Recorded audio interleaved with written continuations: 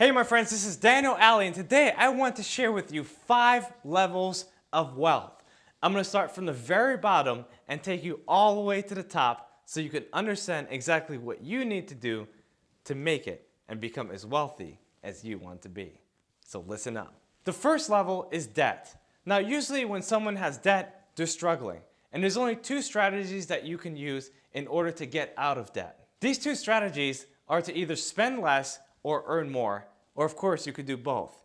Now I personally like to earn more, and so if you're in a situation where you're into debt, you really have to confront that situation and ask yourself, how can I spend less and how can I earn more? Now if you're in debt, it doesn't mean that you cannot start your dreams. That's a big misconception because I see a lot of people who end up saying to me, Daniel, I have X amount of debt, I don't know if I could start a business, I don't know if I could even use another credit card to fund my business, what should I do? And the answer is always the same. Start anyways. Get started with your dream. It doesn't matter how much money you have. What matters is how much money you will make in the future. The second level of wealth is maintaining. Now this is where the majority of people are. This is where the average person usually lies financially. Maybe they have a little bit of debt, but it's not overwhelming. It's enough for them to pay off within the next 12 months, but they know that they want a little bit more than what they're currently making. Usually when a person is within the first 2 levels, which are debt and maintaining, they can't necessarily think beyond their own financial situation. In other words, this is where most people are just working for money.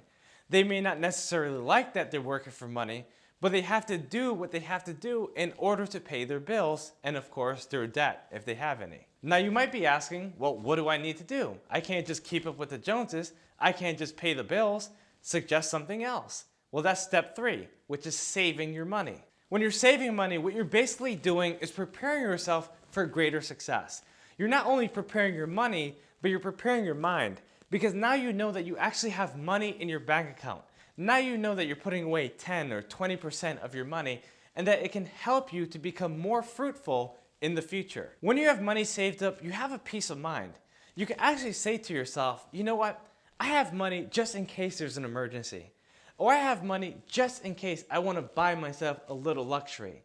You're never really frantic and you're not just maintaining, even though you might be having the same wage as a person who might be on that level of maintenance. Now remember, the only reason why you save is to invest in your future, like your retirement, but also to invest in a potential business so that you can expand your wealth. This leads us into our next point, which is investing your money.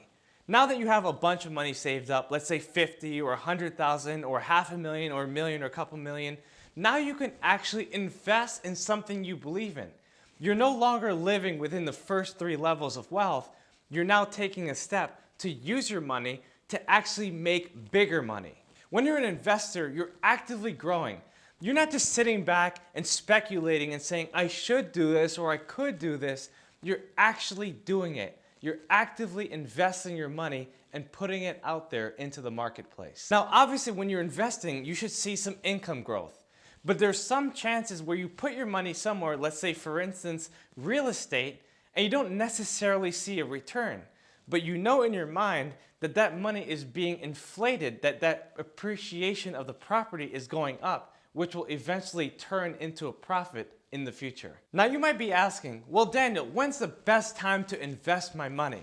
And the real answer is right now. Now the reason why I'm saying right now is because you can either invest your money to expand it and make more money, or you can invest your time in learning how to expand that money.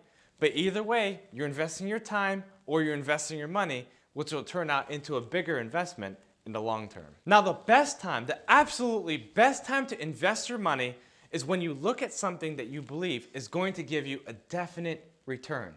You have to know that you know that you know that you end up selling yourself on investing on this one particular item or this one particular building or this one particular business that will help you multiply your income. It's kind of like that feeling that you get when you spend your money on something that you really wanted.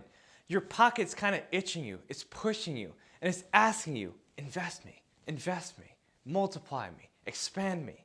When you get that feeling, that's the moment you know that it's the right time to invest your money. Ultimately, it comes down to your confidence in yourself and what you're investing in, And also your research.